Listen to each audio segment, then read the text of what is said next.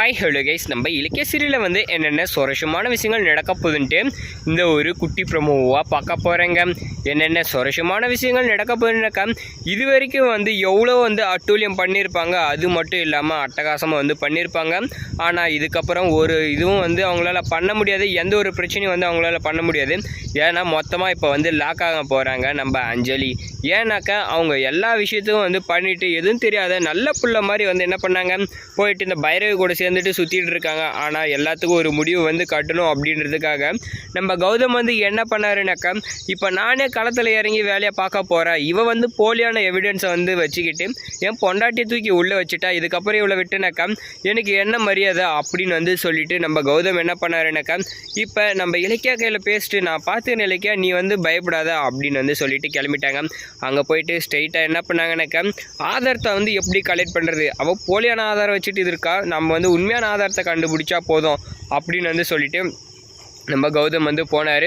அங்கே போயிட்டு டாக்டர் கையில் வந்து கேட்குறாங்க. டாக்டர் வந்து சொல்லிட்டாங்க, நானும் இது எல்லாத்துக்கும் உடந்து தான், ஆனால் வந்து என்ன ஆச்சு, அவன் வந்து என்னை மிரட்டினா, அதனால் இந்த ஒரு விஷயத்த வந்து நான் சொன்னேன், நீங்கள் வந்து தேவையில்லாத என்னை எதுவும் திட்டாதீங்க, எந்த ஒரு வம்பலையும் இழுத்து விட்டுறாதீங்க அப்படின்னு வந்து சொல்லிட்டு இருந்தாங்க. இதுலேருந்து வெளியே வரணுன்னா நீங்கள் வந்து பைரவி கையிலையும் அஞ்சலி கையிலையும் பேசிட்டு தான் வந்து நீங்கள் எப்படியாவது கேஸை வாபஸ் வாங்க வைக்கணும் அப்படின்னு சொல்லிட்டாங்க.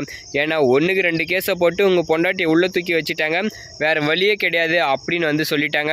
சரி, இதுக்கப்புறம் வந்து நம்ம கௌதம் வந்து என்ன பண்ண போகிறாருன்னு வந்து பார்த்தானாக்கா, அங்கேருந்து நீங்கள் ஃபஸ்ட்டு கிளம்புங்க அப்படின்னு சொல்லி வந்து என்ன பண்ணாங்க, டாக்டரை வந்து முடுக்க ஆரம்பிச்சிட்டாங்க. ஏன்னா அவங்க வந்து இப்போ தேவையில்லை, யூஸ் ஆக மாட்டாங்கன்ற ஒரு விஷயம் வந்து நல்லாவே வந்து தெரிஞ்சிச்சு நம்ம கௌதமுக்கு. அடுத்தபடியாக வந்து என்ன பண்ண போகிறாங்கனாக்கா, இப்போ நேராக வந்து இந்த அஞ்சலியை வந்து நாமளே வந்து தூக்கிட்டா என்ன, இவளால் தானே வந்து இவ்வளோ பிரச்சனை அப்படின்னு சொல்லிட்டு நம்ம கௌதம் ஒரு பிளானை வந்து போட்டார். இதுக்கப்புறமா வந்து இவளை சும்மா விட்டுன்னு இருந்தாக்கா நம்மளுக்கு தான் பெரிய பிரச்சனையாக இருக்கும், அதனால் என்ன பண்ணலான்னாக்கா இவ்வளவே கடத்திட்டு இவ்வளே வந்து வாபஸும் வாங்க வைக்கணும் அப்படின்னு வந்து சொல்லிட்டு அப்படியே கிரிமினல் வேலையாக வந்து இப்போ இறங்கிட்டார் நம்ம கௌதம். இப்போ என்ன பண்ண போகிறாருனாக்கா, நம்ம அஞ்சலியை வந்து கடத்துறதுக்காக நேராக வந்து வீட்டுக்கே போயிட்டு அங்கே வீட்டில் யாரும் இல்லைன்னு ஒரு விஷயத்த வந்து தெரிஞ்சுக்கிட்டு நம்ம அஞ்சலியை வந்து கன்னை வச்சு வந்து மிரட்ட ஆரம்பிச்சிட்டாரு நம்ம கௌதம்.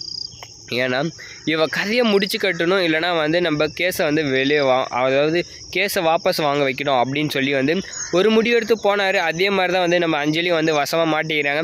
வீட்டில் யாரும் இல்லாத அந்த ஒரு டைமில் வந்து நம்ம அஞ்சலி என்ன பண்ணாங்க, நம்ம கௌதம் கையில் சிக்கின அவளை வந்து அங்கேருந்து கூட்டின்னு போய் ஒரு குடோனில் வந்து அடிக்க ஆரம்பிச்சிட்டாங்க. இதுக்கப்புறமா வந்து அவளை வெளியே விடக்கூடாது, அவளை பண்ண எல்லாத்துக்கும் சரியான தண்டனையை வாங்கி கொடுக்கணும். முக்கியமாக வந்து நம்ம இலக்கியாவை இந்த டைமில் வந்து நம்ம கௌதம் இப்படி பண்ணி வெளியே கூட்டினாரு ரொம்ப சூப்பராக தான் இருக்குது. அது மட்டும் இல்லைங்க, அவளுக்கு சரியான தண்டனை எதை கொடுக்கணும் அப்படின்றத கமெண்ட் பண்ணி வீடியோக்கு லைக் போட்டு சேனலை சப்ஸ்கிரைப் பண்ணிக்கோங்க.